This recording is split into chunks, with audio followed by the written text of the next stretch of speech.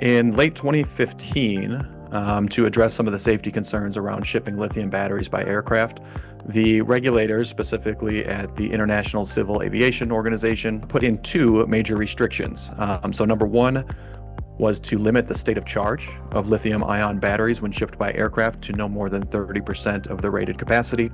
And number two was to prevent all standalone lithium-ion and lithium metal batteries from being shipped as cargo aboard passenger aircraft.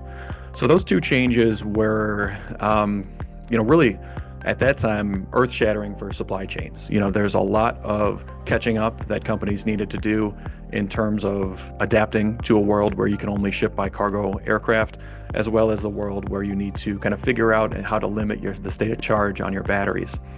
So when ICAO put together those two restrictions, like I said, in late 2015, at the same time, they tasked SAE with forming a committee that would develop a packaging standard to the point that if the battery is in some type of packaging, performance-based packaging, that can control or mitigate a thermal runaway, then you can ship your batteries at higher states of charge.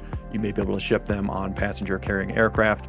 So the intent of the SAE G27 committee is to develop a standard whereby when you put a lithium battery into a thermal runaway, that the packaging is going to contain the flame, it's going to contain any fragment, it's going to prevent any ignition of off-gas, and the external temperature of the package will not cause extreme heat or will not generate extreme heat. So the point of this thing was to put together a packaging standard for the safe transport of lithium-ion batteries as well as lithium metal batteries. And as far as the makeup of the committee, it's a pretty diverse group. So a lot of regulators, as you would expect, people around the world that are in positions within governments that regulate the transport of dangerous goods. We also have packaging manufacturers as part of the committee, battery shippers, medical device companies, battery manufacturers themselves. So it is a pretty broad group of people developing this standard. The first meeting of the committee was back in 2016, early 2016.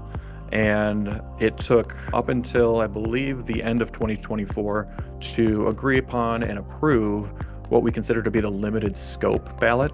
So what this means is instead of covering all different types of lithium cells and batteries, the limited scope standard that was adopted, or I should say approved, only focuses on packaging that's going to contain thermal events related to lithium-ion cells, specifically cylindrical cells like an 18650.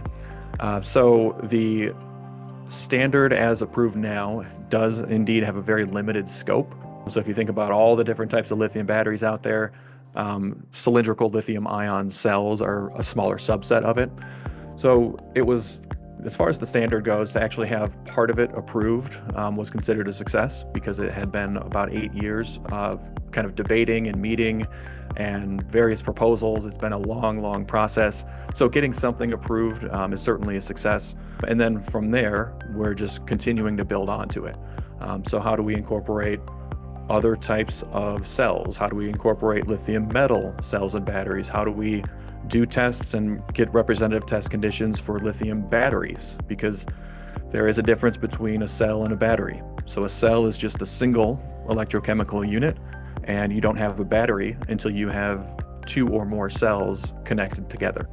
So the battery side of it, it gets infinitely more complex because the thermal runaway profile is going to change based on everything from cell chemistry, cell configuration, how they are assembled into a pack, what the outer battery pack material is made out of, whether there's any additional safety features. So it just gets increasingly complex. So the SAE G27 committee is committed to developing this standard further to include all different types of lithium metal cells and batteries, not just lithium-ion cylindrical cells.